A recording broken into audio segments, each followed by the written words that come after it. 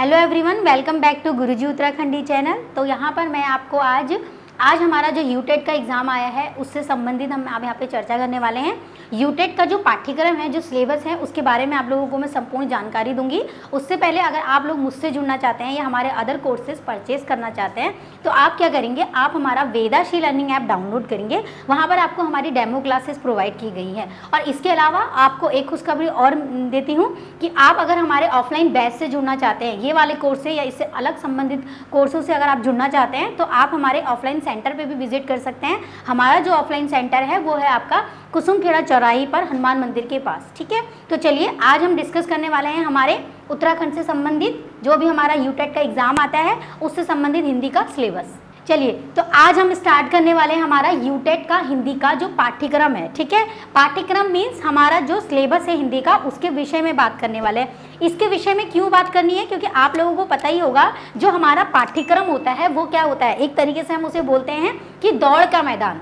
जब तक आप अपने मैदान की चारों तरफ बाउंड्री को देख नहीं लेते तब तक आपको ये अंदाज़ा नहीं हो सकता कि उसका डिस्टेंस कितना है ना। तो इसी तरीके से क्या होता है कि जब तक आप अपने सिलेबस को अच्छे से जानेंगे नहीं, आप अपने सिलेबस को अच्छे से समझेंगे नहीं, तो आपको कैसे पता चलेगा कि आप अपने जो एग्ज़ाम देने वाले हैं उसकी रणनीति कैसे बनाओगे। ठीक है, तो हमेशा कोई भी एग्ज़ाम को देने के लिए हमें सबसे पहले क्या बनानी पड़ती है, रणनीति बनानी पड़ती है। और उस रणनीति का जो सारथी होता है वो क्या होता है, वो हमारा होता है सिलेबस। तो सिलेबस डिस्कस करना बहुत ज़्यादा ज़रूरी है, क्योंकि इससे हमें अंदाज़ा आ जाएगा कि हमें क्या इंपॉर्टेंट चीज़ें पढ़नी है ना। ज़रूरी नहीं कि हमें सारी चीज़ें पढ़ के ही जाना होता है। कभी कभी क्या होता है, कुछ इंपॉर्टेंट चीज़ें कुछ रणनीति से, कुछ चालाकी से अगर हम लोग एग्ज़ाम को देखें, पढ़ें, तो हम अच्छे से अपना स्कोर कर सकते हैं। ठीक है, तो चलिए, तो यहाँ पर मैंने आप लोगों को जो हिंदी का पाठ्यक्रम बताया है, ये हमारा जो पाठ्यक्रम होता है ये 2 भागों में विभाजित होता है। 2 भागों का मतलब है कि आपका जो व्याकरण है, मतलब कि जो आपकी हिंदी होती है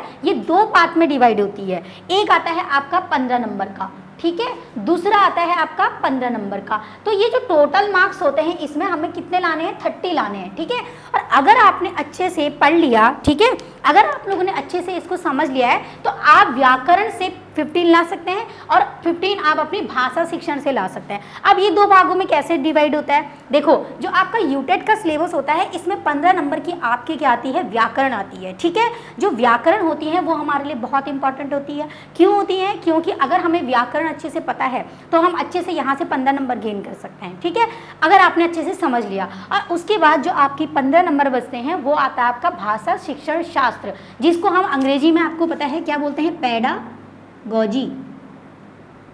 ठीक है, तो ये जो पेडागॉजी है इसमें से 15 नंबर लाने बहुत, मतलब कुछ बच्चों को बहुत डिफिकल्ट लगता है। क्यों लगता है, क्योंकि इसके अंदर ये पेडागॉजी क्या है आधे बच्चों को ये समझ में नहीं आता है, शिक्षण शास्त्र क्या है ये समझ में नहीं आता है। जब तक हम इस चीज़ को समझेंगे नहीं, इस शब्द के अर्थ को समझेंगे नहीं, तब तक हम इन टॉपिक्स को कैसे कवर कर पाएंगे, है ना। तो इसीलिए हमारे लिए इन टॉपिक्स को क्लियर करना बहुत ज़रूरी है। तो यहाँ पर देखो, सबसे पहले मैं आपके 15 नंबर व्याकरण की बात करूँगी कि इसमें आप क्या आता है और आपको उसमें क्या पढ़ना चाहिए। ठीक है, देखिए, आपका जो यूटेट और सीटेट का सिलेबस होता है इन दोनों में बहुत डिफरेंट होता है। पहले तो ये समझ लीजिए, क्योंकि जो सीटेट होता है वो आपका मुझे लगता है इस यूटेट से इजी होता है। क्यों, क्योंकि उसमें आपको पूरा सिलेबस दिया होता है, सारा सिलेबस दिया होता है कि हाँ भाई इसमें से ये आएगा और आपने ये पढ़ के जाना है। लेकिन जो यूटेट का सिलेबस है ये पूरी तरीके से संपूर्ण आपको नहीं दिया है ना। इसमें बस आपको कुछ टॉपिक दिए हैं कि आपको ये आएगा, व्याकरण आएगी, शिक्षण शास्त्र आएगा, बस इतना है। ठीक है, अब आपको पता है आपने क्या करना है, रणनीति बनानी है, आपको अपना सिलेबस देखना है, आपको पहले जानना है कि हमें क्या आना चाहिए। ठीक है, तो चलो, सबसे पहले अगर मैं यहाँ पे देखूँ तो सबसे पहले तो भाषा से संबंधित, यहाँ पे भाषा नहीं दी है। देखो भाषा कितनी इंपॉर्टेंट है। अब आप कहोगे मैम भाषा क्यों इंपॉर्टेंट है, क्योंकि भाषा से ही आपका क्या आएगा, व्याकरण निकलेगा, है ना। सबसे पहले क्या आती है, हमारी भाषा आती है। जब ये भाषा हमारी आती है तो भाषा किसके द्वारा आती है, व्याकरण के द्वारा आती है। और जब ये व्याकरण के द्वारा भाषा आती है तो व्याकरण के अंदर हमें क्या पढ़ने पड़ते हैं, वर्ण पढ़ने पड़ते हैं, हमने उसमें व्यंजन पढ़ने पड़ते हैं, उसमें हमें स्वर पढ़ने पड़ते हैं। ठीक है, तो वर्ण व्यंजन स्वर। अब यहाँ पे देखो ऐसा कुछ मेंशन किया है, नहीं किया, देखा, इस शब्द के अंदर से भी आपसे पूछे जाते हैं, वर्णों से पूछे चले जाते हैं कि कितने वर्ण होते हैं, वर्ण कितने प्रकार के होते हैं। ठीक है, तो वर्णों के अंदर जो व्यंजन होते हैं वो कितने प्रकार के होते हैं, स्वर कितने प्रकार के होते हैं, है ना। ह्रस्व स्वर है, दीर्घ स्वर है, प्लुत स्वर है। यहाँ आपके व्यंजनों में आपका स्पर्श व्यंजन है, अंतस्थ व्यंजन है, और आपका क्या कहते हैं, संबंधित सारे जितने भी हैं सारे व्यंजन इसके अंतर्गत आते हैं। तो आपने देखा डीपली क्वेश्चन पूछता है यहाँ पर आपसे, डीपली, ठीक है। तो आपने यहाँ देख लिया व्याकरण के अंदर हमें ये पढ़ना है, ठीक है। सबसे पहले हमने भाषा पढ़नी है, भाषा क्या है, व्याकरण क्या है, वर्ण क्या है, व्यंजन क्या है, स्वर क्या है, ठीक है। उसके बाद जब हम आते हैं, आपको पता है जब हमने अ, आ, व्यंजन, स्वर पढ़ लिए हैं तो उसके बाद हमने शब्द मिलाना है, राम बनाना है ना। राम बनाना है तो उसके लिए हमने क्या पढ़ना पड़ेगा, शब्द पढ़ना पड़ेगा। शब्द भेद आपको सिर्फ एक दिख रहा है, लेकिन आपको नहीं पता इसके अंतर्गत और भी बहुत सारे टॉपिक सम्मिलित हैं। कैसे सम्मिलित हैं? जो आपका ये शब्द भेद है, जो आपका यहाँ पर शब्द भेद है, ये रचना के आधार पर अलग होते हैं, ठीक है, उत्पत्ति के आधार पर अलग होते हैं, बनावट के आधार पर अलग होते हैं, प्रयोग के आधार पर अलग होते हैं। मतलब कि आपको यहाँ पे सारे पढ़ने हैं। अब आप कहोगी मैम रचना उत्पत्ति ये क्या है? आपको पता है उत्पत्ति हमारी सबसे पहले तत्सम शब्द, मतलब तत्सम किससे है, संस्कृत से संबंधित है, और तद्भव हमारा हिंदी से तद्भव, ठीक है।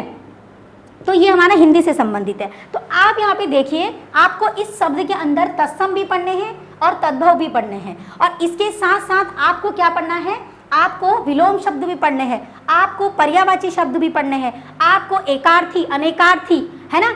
ये सारे ही शब्द किसके अंतर्गत आते हैं, इसके अंतर्गत आते हैं। किसके अंतर्गत आते हैं? शब्द भेद के, ठीक है। कम से कम इसके 6 भेद होते हैं, और 6 भेद के अंदर ना जाने कितने सारे शब्द छिपे हुए होते हैं। तो आपको सारे पढ़ने हैं, है ना। तो देखो एक छोटा सा टॉपिक दे दिया आपको, लेकिन आपको नहीं पता था कि इसके अंतर्गत इतनी सारी चीजें भी होंगी, है ना। तो अब यहाँ चलते हैं संधि। तो संधि हमारे लिए बहुत ही मोस्ट इंपॉर्टेंट होता है, स्टार बनाओ, क्योंकि संधि से हमेशा पूछे जाते हैं। जैसे संधि हमारी कितने प्रकार की है, 5 प्रकार की है। दीर्घ स्वर, है ना, दीर्घ है आपकी, फिर गुण है, फिर आपकी यण संधि है, अयादि संधि है। तो संधि के अंदर से पूछे जाएंगे कि ये कौन सी संधि है, ये बताओ, ठीक है। उसके बाद आएंगे हम समाज। समाज से आपके बहुत सारे क्वेश्चन पूछे जाते हैं, है ना। जैसे आपके समाज कितने प्रकार के, 6 प्रकार के समाज है ना।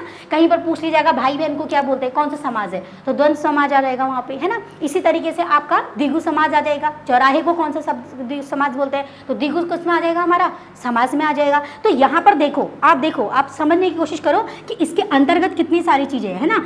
समाज के अंदर बहुत सारे, कितने, 6 समाज है, तो 6 समाज आपको पढ़ने ही पढ़ने हैं। उसके बाद है उपसर्ग और प्रत्यय। ये मोस्ट इंपॉर्टेंट है, चाहे किसी का भी एग्जाम ले लो, कहीं का भी ले लो, यूके त्रिपक्षी से संबंधित आपका यूटेट टीचिंग, जिससे भी जितने भी एग्जाम होते हैं सब में आपका उपसर्ग प्रत्यय सबसे पहले पूछा जाएगा, ठीक है। तो ये मोस्ट, जहाँ पे मैं स्टार बना ली हूँ, समझ लो कि ये क्या है, इंपॉर्टेंट है, जो आपको पढ़ने ही है, ठीक है। उपसर्ग प्रत्यय, उपसर्ग कहाँ लगता है, हमेशा शब्द के पहले, ठीक है। तो शब्द से पहले लगता है, ईमानदार है ना। इसी तरीके से ईमान में कौन सा लगा हुआ है, ईमानदार, ठीक है। तो ईमानदार, दार का कोई मतलब नहीं होता, ईमान, है ना। तो यहाँ पर जो ई लगा है वो क्या है, हमारा उपसर्ग है। प्रत्यय क्या हो जाएगा, ठीक है। प्रत्यय हमारा जो आखिरी में लगता है ना। जैसे दार का कोई अपना अर्थ होता है, नहीं होता है। जिन शब्दों का कोई अर्थ नहीं होता है वो लास्ट में लग जाएगा, तो वो प्रत्यय हो जाएगा। जिसका अर्थ होगा वो हमारा क्या होगा, उपसर्ग हो जाएगा। समझ में आया। अब यहाँ पर देखो एक चीज और दी है, इसमें गद्यांश भूल गई थी।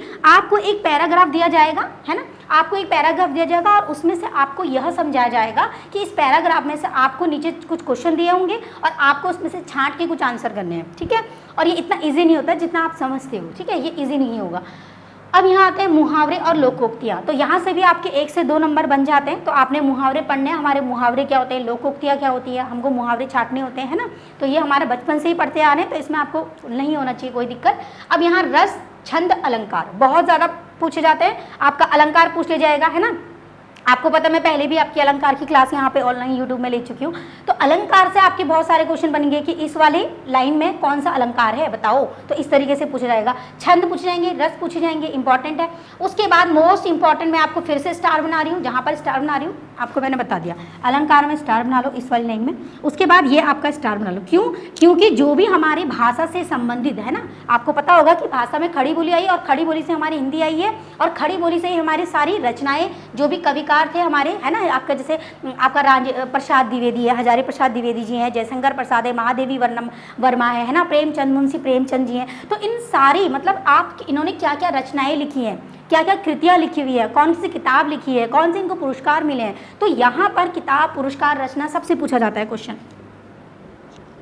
किताब है, रचना है, पुरस्कार है, तो ये सारे संबंध, मतलब इससे संबंधित आपके क्वेश्चन पूछे जाते हैं, ठीक है।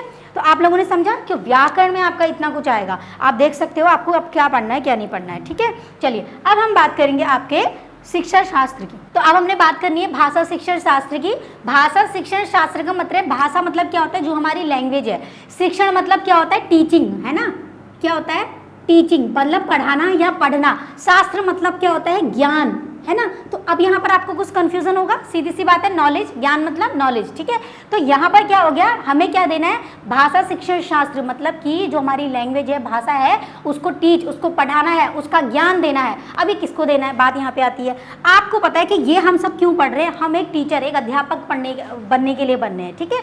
तो हमें पता है कि सारी चीज़ें किसको लेकर होंगी, बच्चों को लेकर होगी, हमें बच्चों को पढ़ाना है तो बच्चों को लेके होगी। तो आपने क्या करना है, जब आप पेडागोजी करते हो तो आपके सामने जब भी क्वेश्चन होता है तो इतना समझ लो कि आप उन बच्चे हो और बच्चे आपको, बच्चों को समझ के आप माँ बाप हो और वो बच्चा है, ठीक है। क्वेश्चन क्या है, बच्चा है, आप जो क्वेश्चन का आंसर करोगे वो अपने बच्चे को समझ के करोगे, ठीक है। तो इसी तरीके से जैसे यहाँ पे दिखा है भाषा शिक्षण विधि, तो यहाँ पर भाषा शिक्षण विधि का मतलब है कि आपने बच्चों को कैसे पढ़ाना है, कौन सी विधि से पढ़ाना है बच्चों को जिससे आपको जल्दी आ जाए। इसमें विधि में आपका आगमन निगमन है ना, प्रोजेक्ट विधि, आपका प्रश्नावली विधि ये आती है, ठीक है। तो हम आगे पढ़ेंगे इसको, आप लोग अगर क्लास ज्वाइन करेंगे। अब यहाँ भाषा शिक्षण की उपागम, उपागम का मतलब होता है यहाँ पे प्रणाली, और प्रणाली का मतलब होता है प्रोसेस, कि आप किन किन प्रोसेस से होकर गुजर कर आप क्या करते हो, क्लास में आते हो। क्लास से पहले आप भी क्या करते हो, पहले अपना डेमोस्ट्रेशन, मतलब आप अपना पढ़ते हो फिर क्लास में आते हो। तो वो जो प्रोसेस है उसके बारे में है कि आपने क्या प्रोसेस आजमानी करनी है। उसके बाद है यहाँ पे भाषाई दक्षता का विकास, आपको बच्चे का कौशल, कौशल मतलब स्किल्स, तो आपको बच्चे की जो दक्षता है, जो उसकी पूर्णता है, जो उसमें जो एबिलिटी है, सुनना, बोलना, लिखना, पढ़ना, इसको कैसे डेवलप करोगे बच्चे को। बहुत सारे बच्चे हैं, उनको कैसे डेवलप करोगे। तो यहाँ पर एक तरीके से एक शिक्षक बनने के लिए आपको क्या दिया जा रहा है, ट्रेनिंग दी जा रही है, इतना समझ लो।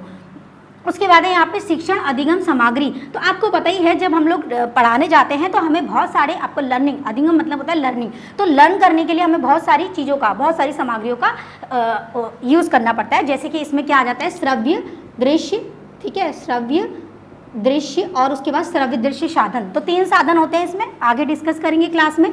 फिर है बहुमाध्यम एवं शिक्षण के संसाधन, ये भी सेम वही है, संसाधनों में आएगा, जैसे आपका ये मार्कर है, बोर्ड है, ठीक है, बाकी आपकी चीज़ें हैं। उसके बाद है भाषा शिक्षण में मूल्यांकन, तो आपको पता है कि जब आप आपको टीच किया जा रहा है तो आप बच्चों का मूल्यांकन तो करेंगे ना। आप एक क्लास है, क्लास ओवर हो गई है, उसके बाद आपने बच्चे से कैसे क्वेश्चन पूछने हैं कि बच्चे ने आपकी क्लास में कितना पढ़ा, कितना समझा, कितना नहीं किया, तो आपने उसका इवैल्यूएशन करना है ना, उसको क्या करना है, उसका मूल्यांकन करना है। लास्ट में आपका क्या है, उपलब्धि परीक्षण का निर्माण, इसका मतलब उपलब्धि मतलब क्या है, बच्चे ने कितनी उपलब्धि कर ली है, मतलब कि लास्ट सेमेस्टर में अब आपने पूरा साल बच्चे को पढ़ा दिया है, अब उसका क्या रहेगा, एग्जाम लेंगे। अब एग्जाम लेने के बाद आपने क्या करना है, मूल्यांकन करना है बच्चे का। अब मूल्यांकन एक होता है आखिरी में और एक होता है पहले या क्लास में। यहाँ पे लिखा हुआ है सतत मूल्यांकन, सतत मतलब होता है लगातार, कि क्लास में, क्लास खत्म हुई, आपने उसके बाद उससे क्वेश्चन पूछा, तो एक सतत मूल्यांकन हो गया। उसके बाद है उपचारात्मक, उपचारात्मक मतलब होता है कि जैसे आपने पूछ लिया बच्चे से कि उसकी प्रॉब्लम क्या है, जैसे आपने पूछ लिया उसकी प्रॉब्लम क्या है, प्रॉब्लम सुनने के बाद आप उसको दवाई दोगे या आप उसकी हेल्प करोगे, तो आप उसका उपचार करोगे, तो उपचारात्मक मूल्यांकन, ठीक है। तो इस तरीके से आप लोगों ने अपना क्या करना है, आपने अपना टीचर बनने का जो सपना है वो पूरा करना है, ठीक है। तो ये आपका सिर्फ टीचर के लिए होता है कि आपको अपना बच्चा समझ के क्वेश्चन का आंसर देना है, बस आपने इतना इसमें आजमाना है। तो इसमें कहीं पर भी आपका ऐसा क्या होगी, 15 नंबर कहीं जाएंगे, ठीक है। तो ये हमारा यूटेट का पूरा सिलेबस था। अब बात ये आती है, इसका हमारा ऑफलाइन बैच भी स्टार्ट हो चुका है और ऑनलाइन भी हो चुका है। तो आप लोग अगर मुझसे जुड़ना चाहते हैं तो आपको मैं अपनी सारी डिटेल्स दे चुकी हूँ। तो मैं मिलूंगी आपसे नेक्स्ट वीडियो में, तब तक के लिए धन्यवाद।